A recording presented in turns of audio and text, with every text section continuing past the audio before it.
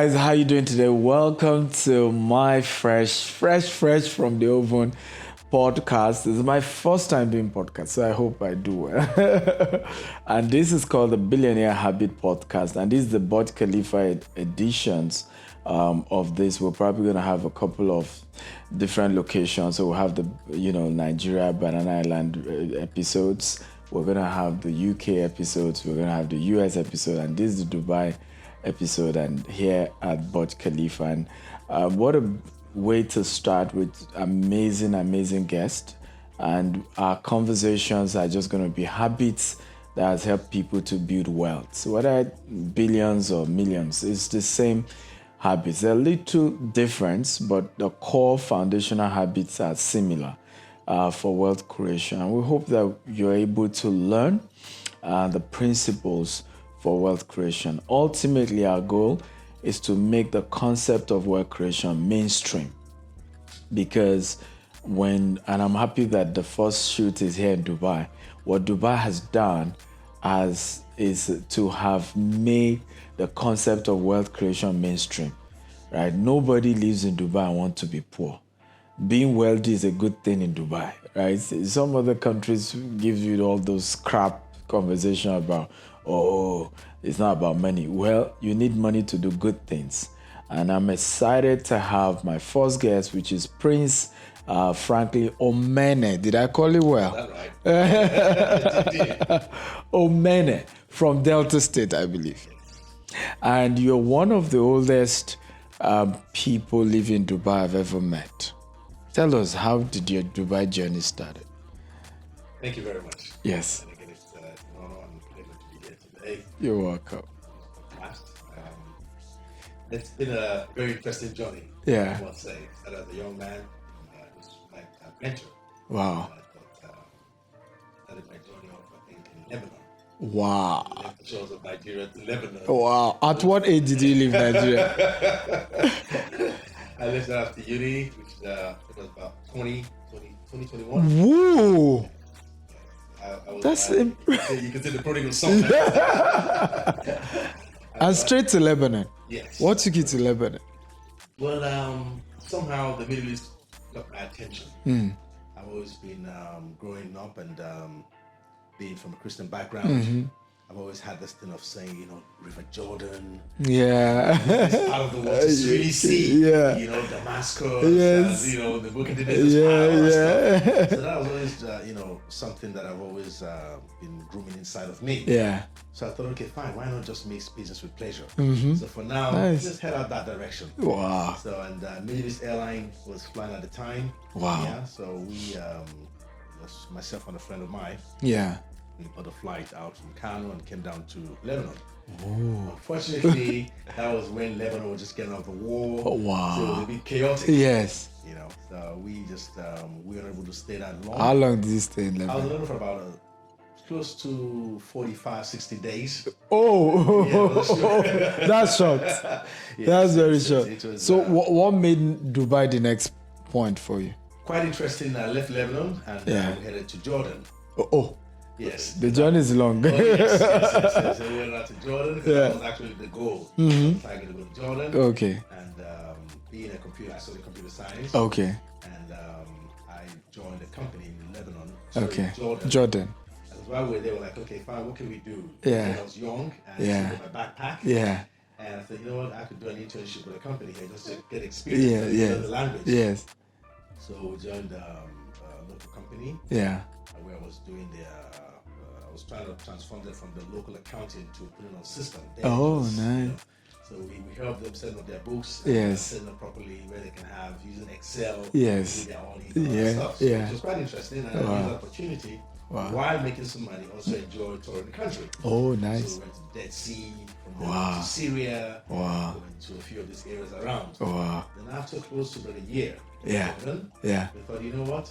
What's the next move? And at the time, Dubai was picking up. Wow. Dubai was like the light of the region at the time. Wow. So we had a few friends just thought, you know, why don't we just take a vacation to Dubai? Oh, so it was vacation first. What year was this? This was 92, 93. Wow. Yes, 92, 93. Wow. So So we got down, we took a flight. Yeah. Came down to Dubai. Yeah.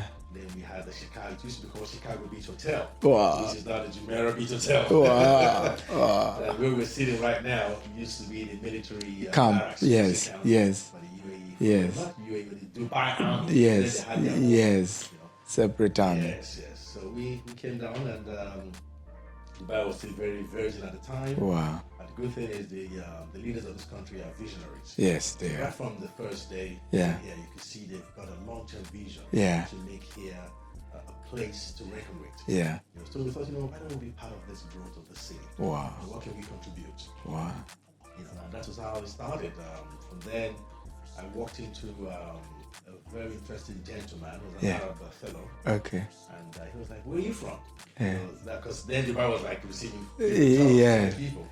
So I said, "Well, I'm from Nigeria," and he was shocked and amazed. Yeah. What are you doing here? That's what he said. What are you doing in Nigeria? It's very rich. You Yeah. know, away. Yeah. What are you doing here? I said, just exploring the country. Yeah. He's like, "Oh, nice. I want to come to Nigeria someday." Wow. You're most welcome. Wow. So he now said, "Would you mind? I want to get your experience and know how you might join in my company." Wow. So we started asking, "What do you do?" And he was like, he has a very interesting project at the time. Was he an Emirati? Emirati. Okay. Emirati. And he was then trying to promote an Italian technology Okay. at the time, Okay. whereby they can convert wood to almost like glass. Wow. To glass finish. Wow. You know, they use this. There's this chemical they spray on doors, Mm-hmm. on tables, and you have that glazy look. Wow. You know, so I said, yeah, why not? So I thought that started to be interesting. Yeah. So I said, you know what? I can join you guys for one. Because for me, I was young. Yes. And, You were just exploring. I was like, why not? Yeah. You know, so I joined them at the time. Yeah. And just learning, you could say, more of an internship. Mm. So we were there for about a year, you know, and I had my friends with me.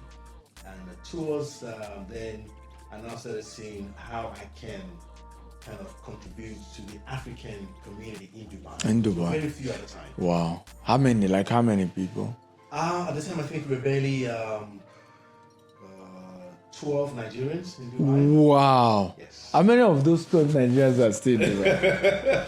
If I remember correctly, I think maybe 6 of them are still here. Really? Yes. I would like to meet them. Nasiru is one of them. You probably know Who? him. Alaji Nasiru. Nasiru. When he's not at the embassy, he works at the consulate now. I'm not sure I know you. Yeah. Wow. He was here. Wow. There's Charles Blue Diamond. Okay, I don't know. Yeah, Charles, he has a hotel called Blue Diamond. Wow. Yeah, he's still here. Wow. And then there was a bit of Islamic scholars. Okay. Scholarship. Oh, So there were okay. majority of them. Okay. Yeah. Wow. One gentleman called, he was working for Alpha Data. Wow. So these are, and Suleiman. Suleiman, I think, is still here. Okay. Suleiman had a hotel also in Dubai. Wow. Here at the time. Wow. So they received us well. Wow. And I decided to get into I looked at the space at the time. Yeah. Now, where would I make a difference? Where would I fit in? That is lacking at this time. And it was logistics. Wow. So we thought Dubai was promoting tourism, trying to pick up tourism, and trying to get the rest of the world into Dubai. Yes. So we thought, okay, here could be a good trade hub. Mm. You know, and then we now started up a logistics company. Mm. We partnered with a local company here at the time called Swift Freight. Yeah. You know, so we pushed Swift Freight to higher lengths. Wow. Swift Freight for good 3 years. Oh, wow. Yeah, time, and we started off with. Funny enough, people thought I was crazy. I started my journey in the industry with Uganda. Wow. So were you bringing stuff from Uganda to Dubai or where? What we're doing at the time, because I looked at Swift Freight. Swift Freight they were very big in terms of sea air shipments. Okay. Bringing cargoes from China, Yes. you know, into Dubai by sea, Yeah. and then they fly by air Yeah. into Europe and Africa. Yeah. So what I started doing is I did a bit of research. Yeah. Okay, those clients that were going all the way to China, Yeah. you know, at the time buying things from Yeah. Africa. Yeah. So I started conversing, I had to fly down. Can we just get them directly? Get it directly. Yeah. And they'll say, you know what? You're paying so much flying from China Yeah. to Yeah. Uganda. Yeah. So why don't we do a consolidation? Yeah. So we now have to mix their consignments. Okay. I don't have enough to put a container. Yeah. It's okay. So you've got 2 kilos, Yeah. 50 kilos. Wow. We consolidate with cargo going to Germany. Yeah. So we're bringing him by sea to Dubai. Yeah. And from Dubai, we deconsolidate. Wow. And then we'll now put smaller flights Yeah. into Africa. Wow. You know, Interesting. So, yes, so that was a concept that we were not there before. Wow. We had to come up with that, and it picked up. Wow. You know, then we extended to Uganda, also to Kenya. Okay. Taking advantage of Mombasa port. Okay. I'll pick you up on Kenya. Guys, we're still having the Billionaire Habits, and we have Prince in the building, one of the first set of people to come to Dubai. And I think a few lessons so far. Be adventurous. You know, these are the habits, right? Billionaires or wealthy people are adventurous. Take risk. I mean, a lot of what he did were very risky. Just leave Nigeria and then just keep going to all these countries. But the risk ultimately paid off. And I hope that you're learning and you're picking a thing or two. Once again, this is the Billionaire Habits with me, Dr. Stephen Akintayo. And this is the Burj Khalifa edition of the Billionaire Habit. Like you heard him, this where Burj Khalifa is today. I hope they will show you the video of Burj. It used to be a military camp, okay? And it tells you about innovation, tells you about how change is constant. And, you know, you have to evolve and you have to be flexible. You know, so technically it was like you were the one expanding the African end for Swift Freight. And who were the owners of that company? Well, very interesting. The owner was more or less a father and a good friend that I met at church. Oh, okay. And just interested me. Wow. Was he an African? He's an African. He's Wow. called Issa Baluch. Okay. He's a Kenyan from Mombasa. Wow. And one of those that was, I don't want to use the word fortunate, but took advantage of the Emirati citizenship. So he's now a UAE citizen. Are you kidding me? I'm hearing that for the first time. An African that is a UAE citizen. Yes. It goes back to what you just said. Yeah. Hard work. Yes. And, tenacity, integrity pays off at the end. Wow. So yes, he's been around. He's from Kenya, from Mombasa. Wow. How old is he? Issa Baluch should be probably in his early 70s now. Wow. Early 70s, if not mid 70s. Wow. So then he was a vibrant young man. I was young also. Yes. You know, and he was doing very well in the freight business. Yes. He became the chairman and president of Fiata. Wow. You know, and so he took me on. Wow. For me, it was more of a challenge. Yes. And I liked it because I always like going to where people have not gone. Yeah. Yes. You know, for me, it was a big challenge. Wow. Because then I was like, one, I understand and I knew the perception of the rest of the world with Nigeria, and more so Africa. Yes. Nigeria was the most vocal Yes. in terms of Africa. We are. The Ugandans, East Africans are more soft. Yeah. Yeah. So we were seen as aggressive. Exactly. Like, you, these aggressive people. You know, but it was quite interesting. Yeah. They received me very well. Yeah. Because of the model we've put in place. Yes. It made sense. They saved money. Yes. And more or less, what they really liked was the humility. Wow. You know, you've got to be humble. Yes. And they liked that they didn't believe I was a Nigerian. Wow. Of course. So they received us very well. Yeah. And then I had two major competitors at the time, which was NASA Cargo, Okay. which was by an Indian fellow. Okay. And Ahilam Cargo, which was the only African cargo at the time. Wow. Ahilam is still around. I walked into him just, I think, 2 months ago. Wow. You know, it's been older now. Wow. But they were doing things the old-fashioned way. Yeah. So we had to add some flavor to it, and that was what made us very successful in that space. Wow. You know, so Kenya was our next hub, next stop, and people were asking, why not Nigeria, your country? Yes. You know. So at the time, it took us a few years. Yeah. But after that, we were just taking it a step at a time. Wow. You know, like my father used to say. Yeah. You know, if you want to eat and you eat with your two hands, like Yeah. that, Yeah. the whole food falls off. Yes. You barely get just a little bit into your mouth. Very true. You know? So we thought if you take it a step at a time. Wow. You know, that way you can enjoy what you're eating. Yes. You know, so that's what we did. We kept on, increasing and going into the market aggressively from Uganda to Kenya, Kenya to Congo. Wow. And then Cameroon, and then Nigeria. Wow. So Nigeria was the last. Nigeria was pretty much the last. I wanted to get my team on board. Yes. I know how we operate. Yes. So I had to get like a full team. Yeah. And I have to be sure that our house is in order. Yes. You can't use Nigeria as a test case. Yeah, no. That's it all. You go into a space where it's either called eat or be eaten. Yeah. Wow. So it was a very good journey for me. Interesting. I met a lot of people because I'm the kind of people that I like meeting people. I like socializing. What were the lessons you learned from? Because obviously, I'm sure it was more like you started and you had these mentors who owned big businesses. What were the lessons that you learned as a young man under these business owners that you were dealing with? Well, I like the first part which you mentioned, mentors. Yes. We all need that. And that is the drive. That is something that stimulates you. Yeah. That makes you want to go the extra mile. One of my favorites is the famous Zig Ziglar. Yes. There's a statement which he made in one of his books that always stick in my head. Yes. And that was what gave me the drive to keep going, keep pushing. And it says, no one on the face of this earth can make you feel inferior unless you let them.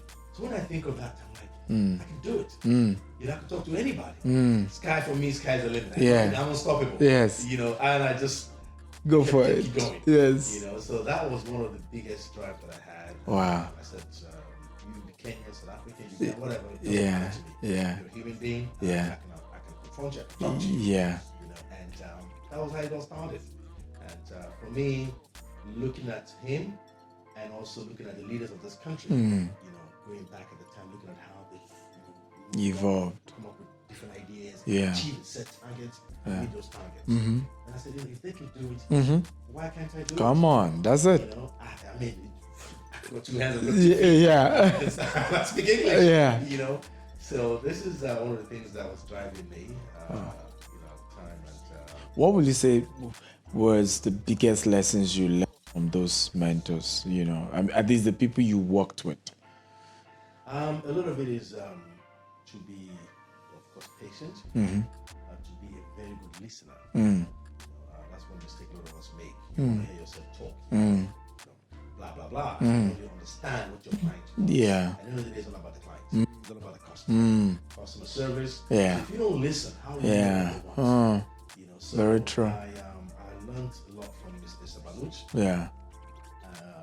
During the industry. And for the fact that I listened to my clients, I understood where they had issues. Now it became for me or for them, they were just talking. Yeah. But for me, I was picking. Selecting those. Yeah. I'm a very good listener. Yeah. So with that really helped me to serve them better. Wow. So these are the things that I've grabbed for those that I've met along the way. A few I learned from Nigeria. That's one of my professors used to say, aim for the treetop. So yes. Aim for the treetop. Aim for the treetop. At least you are. Yes, lovely. So if you start looking, let me just get to first level. Yeah. You're not going to make it. At all. So I always have that in the back of my mind. Yeah. So that is the driving force and the things that I've learned over the years. Amazing. Living in Jordan. Yeah. Country. It was a very poor country. Yeah. One of my biggest mentors also was say rest in peace, King Hussein of Jordan. Okay. Yes, he is a very, very iconic man. Wow. Till today, I adore that man. Wow. Because he was one of those that pioneered peace in this region. Wow. He used to fly at the time from Jordan to Israel. He's a pilot. Wow. He's a pilot from the UK. Wow. So even though the rest of this region were against that, for peace to reign, he used to do that. Wow. He did a lot of peace talk with Egypt, Israel, this region, Israel. Wow. So this is somebody to celebrate. Man, this is somebody who loves peace. Yes. He's humble. Yeah. And looking at him, looking at his style, kind of also gave me that, that vision to say, if he could be like this. To a certain degree, you could be, Guys, we're still having a wonderful conversation here at the Billionaire Habits with Dr. Stephen Akintayo, and this is the Burj Khalifa edition here in Dubai. And one of the lessons with the story we've heard from Prince has been a very powerful scripture that says that if you are not faithful in that which is another man's, who will give you your own? I'm about starting conversation about how he then started his own business. But it's important to have gone through that journey of his own faithfulness in other people's business, his own dedication to that, because a lot of you will be watching these are young people, right? And we need to know that it's good to admire successful people, it's good to admire billionaires, but you must admire the process. There's a process that got many of them to where they are today. There's a process that got people to owning businesses. There's a process that got them to owning international businesses. And if you don't respect that process, you will not replicate it. So again, welcome back again, Prince. So at what point did you say, yes, let me go start my business? Right. It's always been in the back of my mind. Okay. I must confess, because growing up, we've had family leaders who have taken the bull by the horn. Yeah. But having said that, you have to start from the bottom. You have to go through the process Yeah. to be able to lead and manage your own. So in 94, 95, I think I migrated to the States Okay. to further my education. Yeah. When I left Swift. Yeah. And that was to make me a better person. Wow. And I'm happy for the time I spent in the States because I gained a lot of. How many years? I was 7.5 years in the States. Ooh. Yes. And I returned back to Dubai in 2002. Wow. And Dubai has changed. Dubai has changed a great deal. They would not ask or know why he even came back. Yes. Why did you come back? Because Dubai has always been calling. Yes. And I'm so proud, with all humility, Yeah. using that word. My clients were the one that actually made me come back. Wow. All while I was in the States, I kept getting calls. Wow. And these are Ugandans. Yeah. My Ugandan clients, my Kenyan clients. Yeah. Why are you there? What are you doing? We're missing you. Come back, come back. What are you doing in America? I said, I'm studying. I was like, no, okay, come back. Wow. So I finally came back. Yes. So I told us, if I come back, you make sure you're going to give me your support. Because I'm not going back to Swift. Yes. So they're like, of course, of course. So I said, okay, fine. I decided to come back to Dubai Wow. in 2002. Yeah. I started up my own freight forwarding company. Wow. Which is World Trust Shipping. Wow. And we now started knocking the doors of our old clients. Yes. And I was very, very happy. They received me very well. Wow. The knowledge that I got before I left. Yes. And the knowledge that I've added. Yeah, yes, to the in the States. became more, it's more like a value to Wow. what I'm offering to them now. Interesting. We took some cargo course, which Yes. we do these days. Yes. It's very vital. Yeah. Basic cargo course. Yes. You have the DGR course. Yes. You have the IATA course. To understand freight. Yes. You don't just take someone which is very common with us in Africa. Yeah. You buy, you load everything. Yeah. You hand it over to the shipping Yes. company, Yeah. Yes. forgetting that you might see a cigarette lighter. Yeah. Or a perfume. Yeah. Flammable. Yes. You put into your normal car. Wow. Now, what does that do to you? Is nothing. Yeah. Yeah. But Dubai can go up to 50 degrees weather. Wow. And the storage facility here might hold all those That's cargo. true. So some of those boxes are kept Yes. outside. Yes. And what we Yes. call the cooling period, Wow. which could be from 24 to 48 hours. Wow. So if you imagine having dinner, okay, outside there's 50 degrees weather, and some fellow just there smoking, Boom. disaster. And it happened Wow. in Dubai. Wow. It did happen some years back. Wow. So we try to educate some of our clients. Yes. The consequences, the implications. Yeah. In a very nice subtle way. Yeah.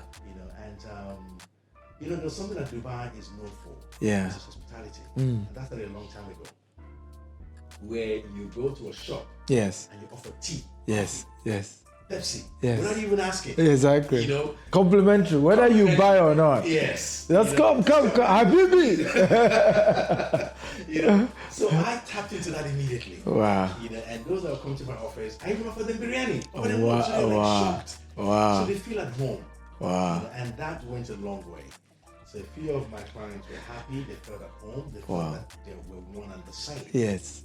And we started offering that service. It went very well. Yeah. And from 2002 up to 2000, I would say 6, 2007. That was when we really smiled, and that was when we can relate ourselves with the billionaires. We can descend when there is, I believe, it's not probably not, probably I don't know how to put it. Yeah. But it's not an overnight journey. It wasn't an overnight. Yes, it's a process. Yes. You can. It's one man's business, another man's voice. Yes. Yes. There were some challenges in Nigeria at the time. Oh, yes. In terms of freight, contraband. Wasn't allowed to go into Nigeria. Oh, yes. So that became an open door. Yes. And then I had to come up with a solution on how to get consignment into Nigeria. Wow. So for 3 years, I was the only company sending goods to Nigeria. Woo! 3 years. 3 years. Oh boy. Where's my own version of the dollars? I need some of this money. Wow, you killed it. It was a fun ride. Wow. Just at the time, it wasn't easy, but we were doing 3 flights a week. Woo. We're chartering planes. Woo. Yeah, we're chartering. It was DAS Air in Aviation. Wow. And so we had 3 flights a week. 3 flights a week, 30 tons up to 60 tons. Then we had Illusion. The Russian aircrafts were coming in. We're doing Illusion, Antonov 10, Illusion 76s. We had a lot of that going out of Dubai, out of Sharjah. So it was a field day for us. You were big. Wow. 30 days, and that's when I realized that patience pays off. And you have to understand, you have to learn. It's not just patience pays off. These days, everybody just want to get to just quick money. Get it now. Yeah, we started the course. Wow. And, those cargo courses that I took at the time. Yes. Paid off because I now understood. Wow. What it is to do freight. Yes. How to freight. The big scale. Yeah. So just picking cargo, packing and so that helped us a lot. We started packing things the way it should be packed, properly created. We're using pallets, doing things the way it should be done. Wow. And Nigeria at the time, because we're not used to that, the cargo was just coming in. Wow. Because they've never seen anything. Yes. They used to see those yes. So this comes to them like, what kind of this is this? We're getting the red carpet treatment. Wow. So we did that for 3 years. The market was very happy because we serviced an industry that was wanted at the time. Yes. So that was that journey. At what point did you become a venture capitalist? Now, what we then did was looking at Dubai. Yeah. And trying to key into the vision of Sheikh Mohammed. Yeah. Was like, what's next? There's always what's next. Yes. So I was like, what's next? I've got the cargo thing going, and then we now moved into real estate. Oh, okay. Why did we do that? Our clients were coming in. Yeah. Then, of course, Nigeria was one of our biggest markets. Including the East African market. Yeah. And they were now, real estate was now beginning to pick up in the early 2006, 2007, 2008. So they were coming to us, buy a few things, and then somebody else to do real estate. Yes. No, I can do all. This could be a one-stop shop. Why am I sending them to somebody else? Yes. So I now went into, I took a real estate course. Yeah. To study real estate. Wow. At the time, you have to be RERA certified. Yes, there was a lot of process. So we paid with them, I think, 7,000 dirhams to get the idea and all that stuff. Yeah. So we did that process. We understood, went to the course of what it takes to sell property. Yeah. So Anna registered Rhino Properties. Okay. A real estate company with a brokerage firm. Yeah. We go to that space, and then the guys, when they fly in, we talk about their shipment. Yeah, and say, come buy property. And like, I wanted to go and buy about that. Don't worry, we'll do it for you. Yeah. And show them the properties that are there. Yeah. And the good thing for us is being very honest. We try to be as honest as possible. Yeah. Learning to do genuine business. At the time, we believe, we can. So that perception of Nigeria which they have, wanted to change that completely. So what we do is not selling property just for the sake of selling property to get your commissions. No. I want to sell you something that I know tomorrow, if you give it back to me, I can comfortably sell it for you and make you money. So we're bringing value to the table. If I don't like it, I can't sell it. Let me digress a little bit. While I was in the States, I did something crazy, which was I was doing like an internship job because going to uni at the time, I was was working with Samsung Semiconductor Okay. as a computer programmer. And at the time also I was doing a part-time job because Samsung then said, listen, if you can maintain a B, an A or a B, we'll pay your tuition. Wow. So I made sure I got So Samsung was paying my tuition. Wow. And then on my free time, I was doing a part-time job with Electrolux. Okay. That's a story that I'll never forget. That's why I want to digress back Yes. to the Electrolux. Yes. Electrolux, if you're familiar with the Electrolux brand, it's a Swedish brand, Okay. which I fell in love with Wow. when I decided to take on that job. Wow. We were selling vacuum cleaners for $3,000 a vacuum cleaner. So would you buy a vacuum cleaner for $3,000? That's a lot. That's a lot, exactly. So I was like, how am I going to excel in this space? Yes. Selling a vacuum cleaner for $3,000, you know?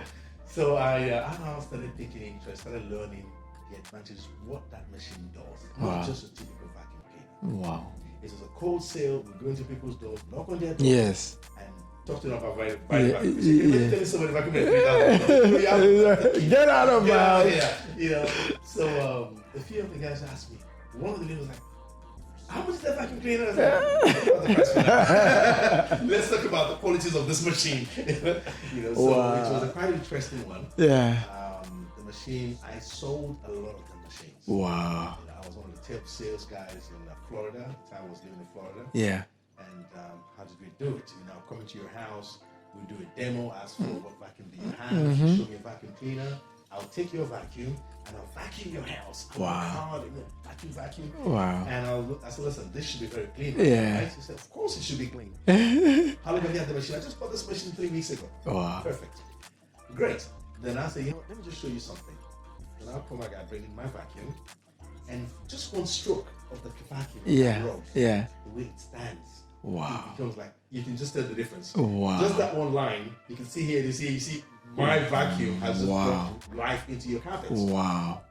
The next thing is, when I do that, I'm like, well, this is it. I've showed you what we can do. Thank you very much. It was nice meeting you. Like, you're not going anywhere. What a good salesman. They're like, well, can you just do the whole living room if you don't mind? Wow. I was like, all right, I'll do that. Then I'll do the living room. And he was like, well, that's a nice machine. I was like, of course it is. It could be yours. Wow. For just $99 a month. Wow. And when they get $99, you don't think of $3,000, you think of $99. Wow. Well, okay, then for how many months? Like, a couple 3 months. Then I was like, before, now looking at them, understanding them, listening to them, Yes. I tend to then pick their weaknesses. Wow. And I tend to capitalize on that. Yeah. I have to sell. Bad salesman. I realized that this is the hygienic health. Yes. I said, listen, where's your bedroom? Yeah. And you can just see the direction. My bedroom? Why my bedroom? I just want to show you something. And he's like, okay. So we go to the bedroom. Yeah. Nicely laid. Yeah. To bed. They use the vacuum cleaner. Got me there. And then you bring a lot of dirt. I don't feel like, oh, no. Exactly. I took up a white handkerchief. Yeah. You know, and I took a pillow. You know, Wow. leave their face on. Wow. Pillow. I put it on the. I opened the vacuum. Yeah. Put the white under the Yes. muscle of the vacuum. Yeah. I just one stroke on the pillow. Okay. And I opened it and I showed them. Hey. What came out of it scared the living dead out of me. Then it was like, Can I get two? Two, please. Now. like, that's a wonderful machine. How did you do that? This is what you sleep on every day. Hey. And you can stop this. Damn. This can stop this. By you only one of this machine. You're bad salesman. No. And it worked. Before he says anything, I just bring out the form and like, if you just sign right here. But I don't have good credit. It's okay, we'll take care of that. Sign here, and that's your machine. And if you take it today, you own this other hand vacuum. And they all started signing. These are two people. And what I now do, I do what I call a trading. Wow. I take their old machine, Yeah. another machine with a little discount. Yes. And also we give a 10-year warranty. Ooh. What happens to that machine, give us a call. We'll pick it up. Ooh. And any time between that 10 years, you feel you want to own the new Electrolux machine, we'll come exchange That's it for the new one. crazy. So these little things, understanding, listening to your clients helps a lot, because then you can see their weaknesses. You can see we go where there's a need. That's always my motto. I go where there's a need, not where there's a want. Everybody wants, Wow. but we go where there's a need. Wow. And that's where we add value to you or whatever Wow. you want. So that story, that journey helped me, even coming back to Dubai. So what I now started doing is that we people sell value. When you start talking with the apples, I tell you straight off right off the back, apples to apples. There are people who drive Toyota Corollas. Okay, there are people who drive a Mercedes Benz. Yeah. Okay, so basically, if you want to drive a Corolla, yes, it's got 4 wheels. Very good car. To get you to your destination. Yeah. But again, if people want to drive a Mercedes, Yes. the reason why they want to drive a Mercedes. Yes. Those days, I used to use the car Volvo as an example. Yeah. Volvo was a very talking about safety. Yes. In Yoruba, that's what we Yoruba. Yeah. We call it Oguni. Yes. Like iron meets iron. That car was solid. Yeah. So those are the things that we look that really adds value to whatever we do. Wow. And to be where we are today, to be successful, Yeah. you have to have such kind of traits, such kind of habits, and hard work, of course. It just doesn't come on your lap. You wake up early. I was the first one in the office and the last one to leave the office. Wow. And those are trends that makes one successful. So you went into real estate, and after real estate, what next? We got into real estate. We did very well in real estate, and during that process, people were talking about the bubble. The bubble's gonna burst. Yeah. So why the shit? What's going on? You're like, okay. And the bubble eventually busted. It did.